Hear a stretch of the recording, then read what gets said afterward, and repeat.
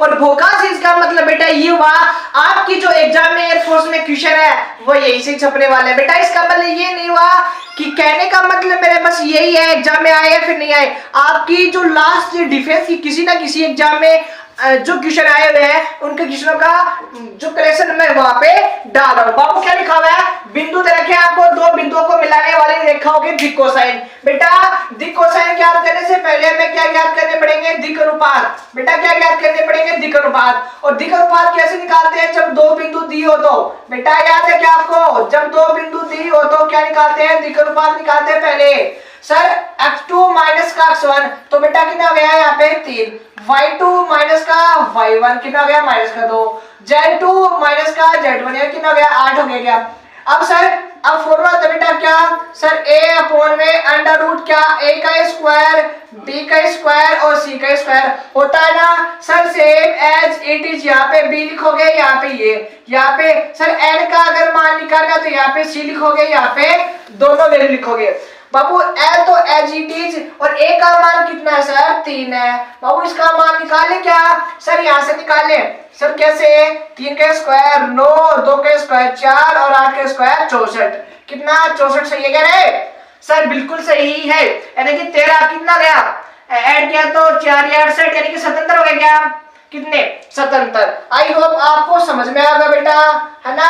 नहीं समझ में आया तो कृपया करके समझने की कोशिश करें जिनावर।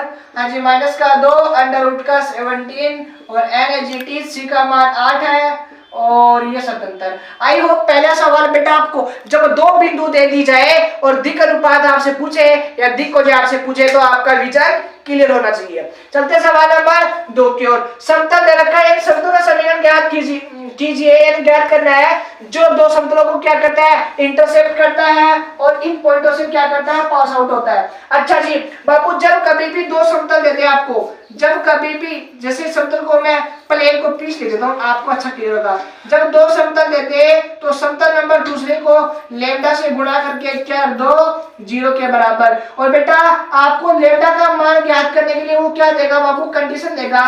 कंडीशन का मतलब ये वाले जो बिंदु है आपको यहाँ पे छापने हैं। बेटा यहाँ पे लिखो 3x माइनस का y प्लस का 2z माइनस का 4 क्या हो गया सर, P1 का मान लेमडा लिख दिया, P2 का मान कितना x y z माइनस का 2 बराबर 0। अब बाबू यहाँ पे क्या रखना है आपको, x y z अकेले रखना है, ये वाले बिंदु रखने हैं। रखो बेटा, यहाँ पे रखा तो कितना गया 6, यहाँ पे रखा कितना गया -2, यहाँ पे कितना गया 2 माइनस का 4 लेमडा है जी टी। बाबू लेमडा यहाँ पे फिर से रखो, x की जगह 2, y की जगह 2, z की जगह 1 और -2 बराबर 0। बाबू ये वाला इससे कट गया, ये वाला इससे कट गया, 6 में से 4 गया तो यहाँ पे आया 2, यहाँ पे लेमडा एज इट इज, यहाँ पे लेमडा एज इट इज। बेटा यहाँ पे कितना आ गया 3 आ गया बराबर 0। लेमडा का मान ये था तो -2/3। बाबू यहाँ पे लेमडा का मान रखो 2/3 और इसको सोल्व कर लो, आपका आंसर आपके पास समीकरण आ जाएगा। चलते सवाल नंबर नेक्स्ट की ओर। समतल दे रखे दो समतल, दो समतलों के बीच का क्या निकालना है आपको, कोण। बाबू जब ये क्या है x y z के जो मान होते हैं ना बेटा, x y z के मान जो होते हैं वो क्या होते हैं आपके दिक् अनुपात होते हैं। क्या होते हैं बाबू, दिक् अनुपात। जब दिक् अनुपात दियो आपको तो आपके पास अगर कोण अगर पूछे वो क्या करते हैं, कैसे निकालते हैं बेटा, सर a1 का a2 से मल्टीप्लाई तो कितना हो गया 6, b1 का b2 से मल्टीप्लाई तो -6, c1 का c2 से मल्टीप्लाई तो +4 और नीचे कितना सर, नीचे कितना इसका मापा लो, 2 का स्क्वायर 4, एक का 1 और इसका लिया तो 4। अच्छा जी सर अब इसका भी लेना पड़ेगा, 3 का किया तो 9, 6 का किया तो 36 और 4 का किया तो 2 का किया तो 4। बेटा ये वाला 6 इससे कट गया क्या, तो यहाँ पे कितना बचा sir, theta is equal to यहाँ पे बचा 4। बेटा यहाँ पे कितना आएगा 3 आएगा और यहाँ पे कितना आएगा 7 आएगा, तो 4 और बट्टे में कितना 7 है 21 आपका राइट आंसर। चलते सवाल नंबर नेक्स्ट की ओर। एक रेखा दे रखी है अक्षों के साथ क्रम से, बेटा आपके पास कोण बना रखे हैं तो आपको क्या पूछा उसने, दिक् कोसाइन। ये सवाल बाबू मैं यहाँ पे कर देता हूँ, इसका पहले कॉन्सेप्ट समझो। एक्स अल्फा क्या है, एक्स के द्वारा बनाया गया कोण, m का मान कैसे निकालोगे, y एक्स पे बनाया गया कोण, और n का मान कैसे निकालोगे, गामा यानी कि z के साथ बनाया गया कोण। बाबू अल्फा बीटा के मान आपको दे रखे हैं। कोस 90 का मान बेटा, सर कोस 90 का मान तो हमें याद ही नहीं है, याद नहीं है तो बेटा कितना होता है, वो 0 होता है। सर कोस 60 का मान और कोस 60 का मान बाबू कितना होता है, 1/2, और कोस 30 का मान कितना होता है सर, √3/2, √3/2। आई होप आपको ये सवाल समझ में आया। चलते सवाल नंबर नेक्स्ट की ओर। इस स्लाइड का सवाल नंबर नेक्स्ट क्या लिखा गया है, एक्स एक्स की दिक हो जाए। बेटा याद रखो मैं तीनों बता रहा हूँ, एक्स एक्स की दिक हो जाए, वाई की दिक हो जाए और जेड की को। बेटा जब कभी एक्स की पूछे तो एक्स का तो मान 1 और बाकी 0, वाई का पूछे तो बेटा वाई का मान 1 और बाकी 0, जेड का पूछे तो बेटा जेड का मान 1 और बाकी 0। आई होप आपको सवाल समझ में आएगा। बेटा कभी कभी ये बोल देता है दिक को जाओ का योग बताओ, बेटा योग पूछे तो एक्स का भी 1 होगा, वाई का भी 1 होगा और जेड का भी क्या होगा बेटा 1 होगा। आई होप ये सवाल भी आपको समझ में आएगा। चलते नेक्स्ट स्लाइड की ओर।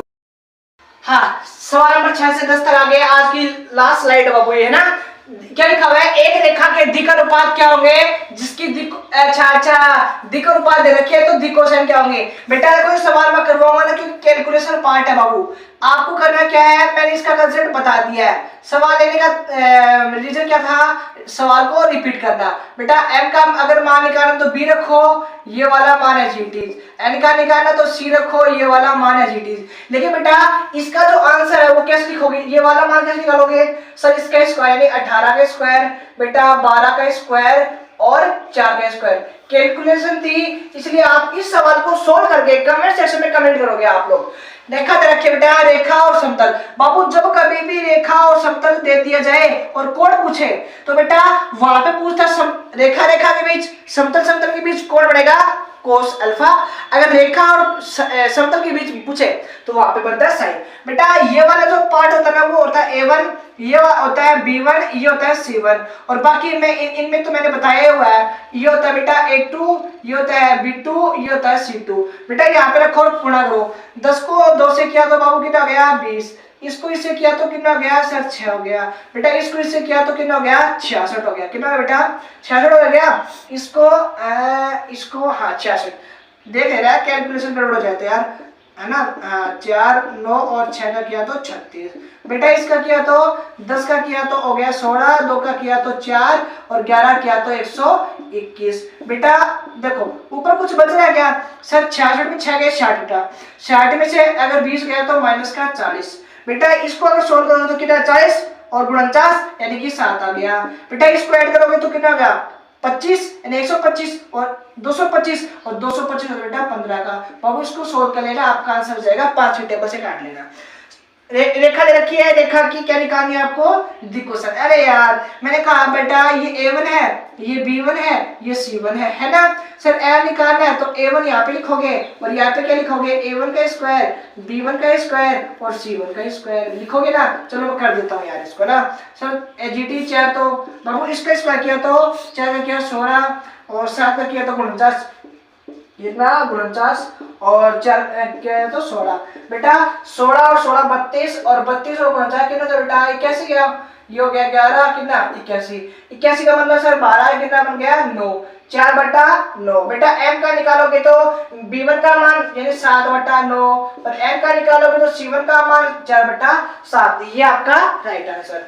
दो समतल के बीच बेटा देखो ये जो समीकरण है वो क्या है, समतल का समीकरण है बेटा। क्या है समतल का N1 और R वेक्टर है GT और N2 और D2।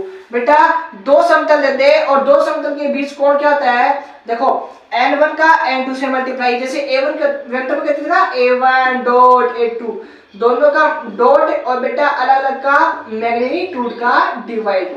अच्छा जी सर करो बाबू I को I से डॉट कैसे करते हैं, I को I से कितना हो गया 2, J को J से किया तो माइनस का 1 है और K को और K से किया तो माइनस का 1 है। बेटा नीचे चाहे कुछ भी हो, नीचे चाहे कुछ भी हो रूट में, देखो मैं क्या लिख रहा हूँ, नीचे चाहे कुछ भी हो, अगर ऊपर वैल्यू 0 आ गई नीचे कुछ भी हो आपके तो आंसर बेटा कितना आएगा 0। ये आपका राइट आंसर। क्या लिखा भाई आज क्लास का लास्ट सवाल, एक रेखा के दिक्कोसाइन दे रखे बेटा, ये क्या है, रेखा के दिक्कोसाइन। तो n का मान बेटा, दिक्कोसाइन में संबंध क्या होता है सर, दिक्कोसाइन का जो स्क्वायर है यानी स्क्वायर का जो योग होता है ना वो किसके बराबर होता है, 1 के। तो इसका स्क्वायर किया तो 1/2 बेटा, इसका किया तो 1/4 और इसका किया तो n स्क्वायर बराबर में कितना बेटा, 1 है। इसको सोल्व कर लो यार, n स्क्वायर बराबर 1 है और ये कितना गया सर, आधा और पाव कितना होता है, 3 पाव और 3 पाव, मतलब समझ रहे ना, 3 पाव नहीं छावाड़ा, हाँ समझ रहे ना।